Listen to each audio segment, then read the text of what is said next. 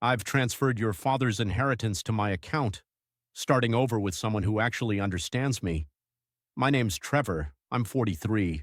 Been a financial planner in Charlotte for 15 years.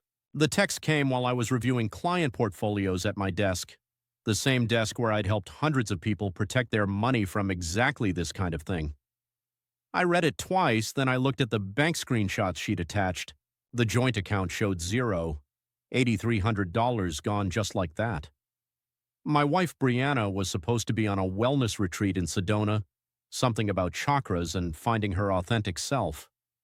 I'd paid for it, naturally, the same way I'd paid for the emotional detox weekend in Nashville, the mindfulness retreat in Colorado, and the spiritual awakening workshop in California.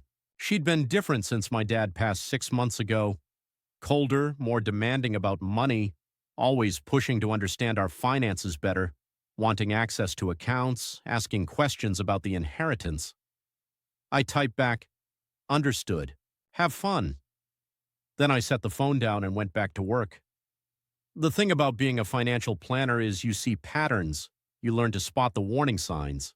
When someone suddenly becomes interested in joint accounts after years of letting you handle everything, that's a red flag. When they start asking about your father's will before the funeral's even over, that's another one. When they insist on having access to manage our money together, right after a significant inheritance hits your account, well, that's not a red flag anymore. That's a siren.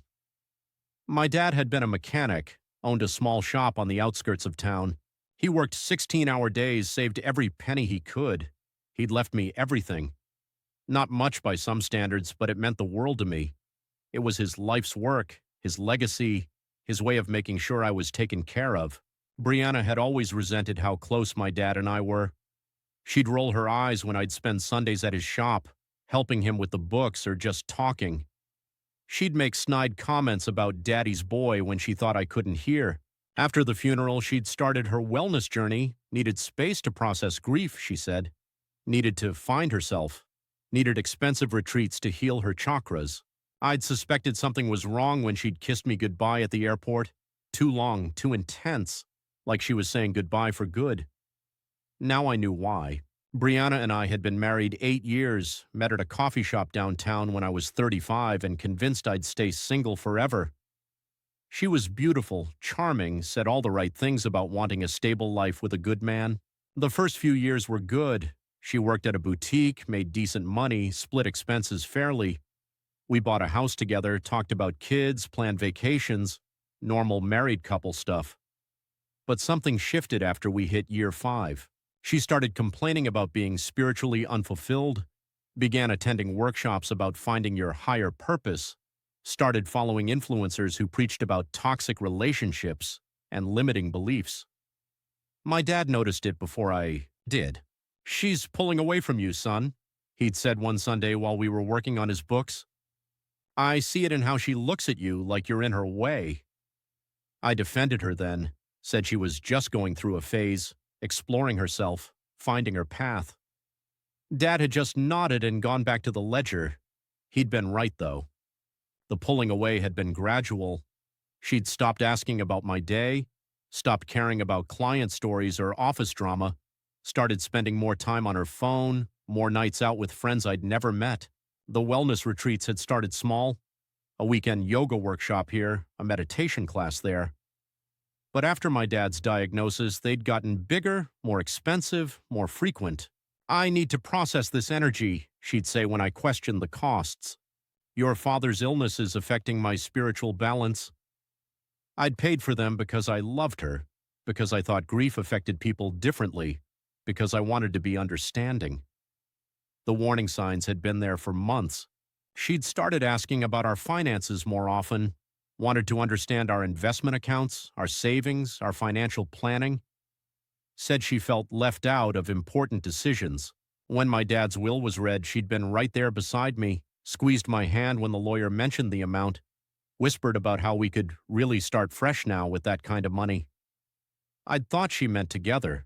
She'd pushed hard for joint access to everything, said married couples should share all their finances completely, made it sound romantic, like some deeper level of trust and commitment. I'd agreed to joint access on our regular accounts, but something in my gut had held me back from putting Dad's money there directly. Maybe it was all those years of seeing financial disasters in my office. Maybe it was just instinct. Whatever it was, I'd listened to it. I sat in my office for a long time after getting her text. Didn't call anyone, didn't break anything. Just sat there, thinking about the $8,300 she thought she'd stolen. The amount was perfect, actually. Enough to feel significant if you thought it was everything. Small enough that losing it wouldn't ruin me if something went wrong. See, the thing about financial planning is you always have contingencies. You plan for the worst-case scenario because people are predictable in their worst moments. Greed makes them sloppy, desperation makes them stupid, and betrayal makes them overconfident. I'd seen it happen to clients dozens of times.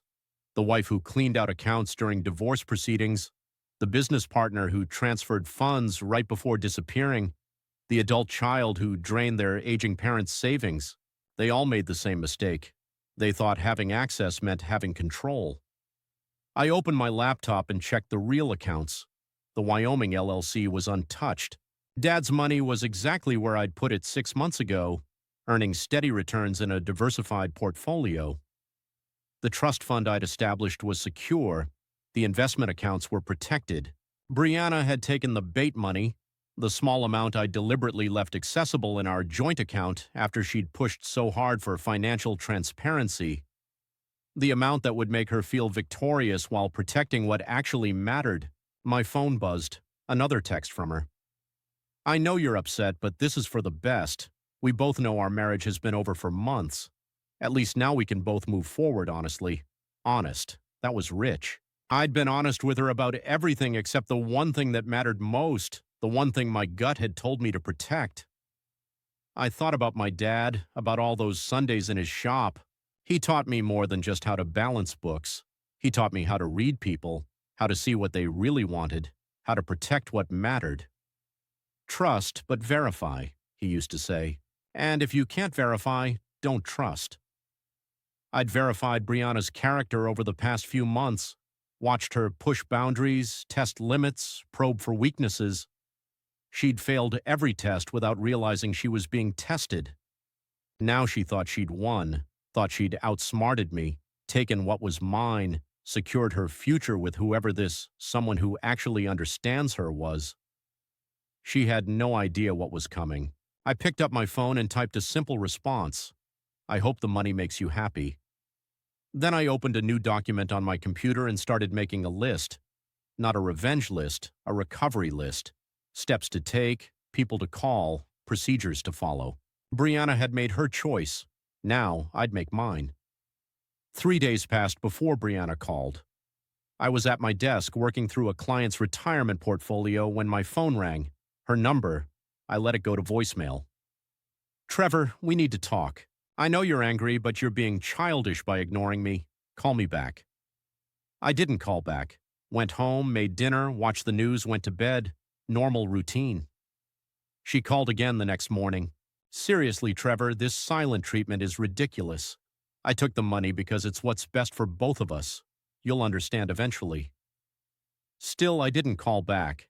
The third call came that afternoon while I was meeting with the Hendersons about their college fund. My secretary knocked and said it was urgent. Trevor, Brianna's voice was sharper now. I know you're there. Pick up the phone. We have things to discuss. I excused myself from the meeting and answered. What do you want to discuss? I kept my voice level, professional. The divorce paperwork. My lawyer says we need to file soon to make everything clean. And before you get any ideas about fighting this, the money transfer was completely legal. We have joint accounts, remember? You gave me access. I remember. Good, so let's handle this like adults. I'll file no fault. We'll split everything else 50-50 and we can both move on with our lives. What about the house? I'll want my share of the equity, obviously, and half of your retirement accounts. My lawyer says I'm entitled to spousal support too, given how long we've been married. I almost smiled. Almost. Your lawyer said that? Yes, he reviewed our finances and said I have a strong case, especially with documentation of all the money you kept hidden from me. Hidden from you? Don't play dumb, Trevor. I know there's more money than what was in our joint account. Dad's inheritance had to be worth more than $8,000. A mechanic who worked 40 years and owned his own shop. There's got to be hundreds of thousands somewhere. Now I did smile. She couldn't see it, but I smiled. You think there's more money? I know there is, and my lawyer knows how to find it. Hidden assets don't stay hidden during divorce proceedings. You should definitely have your lawyer look into that. Something in my tone must have registered because she went quiet for a moment. What's that supposed to mean? Nothing. Just that you should absolutely have your lawyer do a thorough investigation. I want everything to be transparent. Trevor, you're scaring me a little. You're being too calm about this. Why would I be upset? You said this is what's best for both of us. It is, but then I hope your lawyer finds everything he's looking for. I hung up. An hour later, she called back. My lawyer wants to meet with you and your attorney next week. We can settle this quickly if you cooperate. I don't have an attorney yet. Well, get one. And Trevor, don't try to hide assets. My lawyer specializes in high net worth divorces. He'll find everything. I'm counting on it. That evening, I did something I'd been putting off for months. I drove to my dad's old shop. The new owner had kept most of it the same, but it felt different without his presence. I sat in my truck in the parking lot and thought about the last conversation we'd had, 2 days before he died, when he was lucid but weak. Son, I need to tell you something about money. I tried to shush him, said we'd talk about it later, but he'd insisted. People will try to take what's yours, family, friends, wives, especially wives. Promise me you'll be smart about it. I'd promised, thought I was just humoring a dying man's paranoia. Turns out he knew Brianna better than I did. The meeting with Brianna's lawyer was scheduled for the following Tuesday. I showed up alone, which seemed to surprise everyone. Mr. Sandlin, the lawyer said, shaking my hand. I'm James Patterson. I represent your wife in this matter. Brianna sat beside him, looking confident. She'd gotten her hair done, was wearing a new dress. The wellness retreat had apparently been good for her complexion, too. Where's your attorney? Patterson asked. Don't have one yet. Figured I'd hear what you have to say first. Patterson and Brianna exchanged glances. This wasn't how these meetings usually went. Well, Patterson continued, let's cut to the chase. We've done some preliminary research into your finances, and we know there are significant assets you haven't disclosed. Such as? Your father's estate was valued at over $400,000 according to tax records, yet only $8,000 appeared in your joint accounts. Where's the rest? I pulled out a folder I'd brought and set it on the table. Right here. Patterson opened it. Bank statements, investment accounts, insurance policies, the LLC paperwork, everything. He went through it page by page, his expression changing as he read. Brianna leaned over, trying to see. What is all this? She asked. Patterson was quiet for a long time. Finally, he looked up. Mrs. Sandlin, we need to talk. Privately. No, Brianna said. Whatever it is, say it here. We agreed on transparency. Patterson glanced at me, then back at her. The money you transferred from the joint account, it wasn't your husband's inheritance. What do you mean? I mean the account you emptied was funded by your husband's personal savings. The inheritance money never touched any account you had access to. Brianna's face went white. That's impossible. I saw the bank statements. I monitored the account activity. You saw what your husband allowed you to see? The $8,300 you took was money he deliberately placed in the joint account. The real inheritance is here, he tapped the folder, in accounts and investments you never had access to. But that's illegal. Hiding assets from your spouse is illegal. Patterson shook his head. Not when the assets were never marital property to begin with. Your husband inherited this money 6 months ago and immediately placed it in a separate LLC and trust structure, completely legal, completely protected.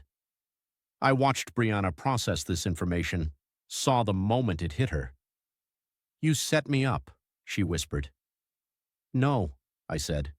I protected myself. There's a difference. The money I took is yours to keep, I said. Consider it a divorce settlement. Patterson was reading something else now, a document from the bottom of the folder. Mrs. Sandlin, there's something else. Your prenuptial agreement includes a clause about asset transfer without consent. We don't have a prenup, Brianna said. Actually, you do, signed 8 years ago. Your husband's copy is notarized and witnessed. He showed her the document. I watched her read it, watched her remember signing it. We'd told her it was just paperwork for the house purchase. She'd signed without reading it. The clause was simple. Any attempt to transfer assets without mutual consent would result in forfeit of all claims to marital property. This can't be legal, she said. It's perfectly legal. And the money transfer you initiated falls squarely under this clause. Brianna looked at me with something I'd never seen before. Fear. Trevor, please, we can work this out. I made a mistake. I'll give the money back. I stood up. Keep it, I said. You've earned it. I walked out of that lawyer's office feeling lighter than I had in months. Not vindicated or triumphant, just free. Brianna caught up with me in the parking lot. Trevor, wait. Please, we need to talk about this. Nothing to talk about. You made your choice. I was confused, emotional. The retreat, the spiritual work I've been doing, it made me realize things about our marriage that what? That you wanted out? Fine, you're out. But not like this. I don't want to hurt you. I stopped walking and turned to face her. You didn't hurt me, Brianna. You showed me who you really are. That's actually a gift. The prenup, the hidden accounts, you planned all of this. I planned for the possibility. Big difference. She was crying now, real tears, not the manipulative kind I'd gotten used to over the past year. What about the person I'm seeing? You don't even want to know about that? No. His name is Derek. He's a life coach from the retreat. He understands my spiritual journey in ways you never could. Good for him. Don't you care that I'm leaving you for another man? I got in my truck and rolled down the window. Brianna, I stopped caring about what you did months ago. The only thing I cared about was protecting what my dad left me. Mission accomplished. She stood in the parking lot as I drove away, still crying, still probably not understanding that this had been over long before she'd ever met Derek, the life coach. Over the next 2 weeks, I handled the logistics, changed locks, updated insurance beneficiaries, closed joint accounts, forwarded her mail to her sister's address where she was staying. She called a few times, trying different approaches. Anger, then guilt, then bargaining, then threats. I kept the conversation short and businesslike. The divorce papers arrived on a Thursday. I signed them immediately and sent them back. No contest, no complications. She could have the $8,000 she'd taken and nothing else. My lawyer called the following week. She's trying to contest the prenup, he said. Claimed she was coerced into signing it. And no case. The witnesses are still alive, the notary kept records, and there's no evidence of coercion. Plus, the asset transfer she initiated actually strengthens our position. How long until it's final? 6 months, maybe less if she stops fighting it. She did stop fighting it. Derek, the life coach, apparently wasn't interested in a prolonged legal battle with an uncertain outcome. Funny how spiritual enlightenment disappeared when money got tight. The papers were finalized on a Tuesday in March. I was at my office when the notification came through. Didn't feel like celebrating, didn't feel like mourning, just felt like moving forward. That weekend, I drove out to my dad's grave. I hadn't been there since the funeral, but it felt like time. You were right about her, I said to the headstone. Thanks for teaching me to be smart about it. The wind picked up, rustling the oak tree he was buried under. Could have been coincidence. Could have been him acknowledging what I'd said. Didn't matter either way. I walked back to my truck and headed home. Had a house to myself now, money in the bank, and a clear conscience. Brianna had started over with someone who understood her. I'd done the same thing, just smarter. The call came 6 months later while I was having lunch at my desk. Brianna's voice, but different, scared. Trevor, I need help. I almost hung up, but something in her tone stopped me. Derek left me, she said. Took the money and disappeared. All of it. I sat down my sandwich. What money? The $8,000 from our account, plus money I'd saved, plus money I borrowed against my sister's house to invest in his life coaching business. How much total? $37,000. I was quiet for a long moment.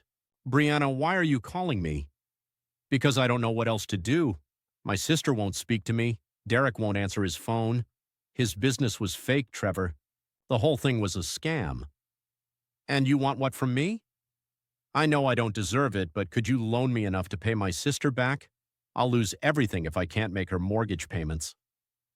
I thought about it. Really thought about it. No. Please, Trevor. I know I hurt you.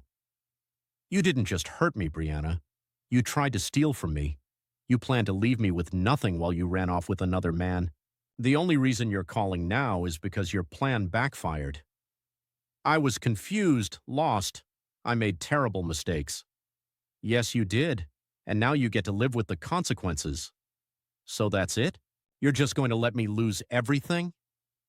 You already lost everything that mattered. The rest is just details. I hung up. 2 years have passed since that last conversation. I heard through mutual friends that Brianna moved back in with her parents in Tennessee, lost her sister's house, filed for bankruptcy, works retail now. Derek never resurfaced, probably running the same scam on someone else in another city. I sold our old house and bought a smaller place closer to my dad's shop. Nothing fancy, but it's mine. Quiet neighborhood, good neighbors, space for a workshop in the garage. The inheritance money has grown steadily. Smart investments, careful planning, the kind of long-term thinking my dad would have approved of.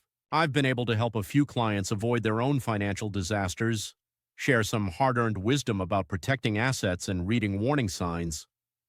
I started dating again recently. Met a woman named Grace at a financial literacy workshop I was teaching.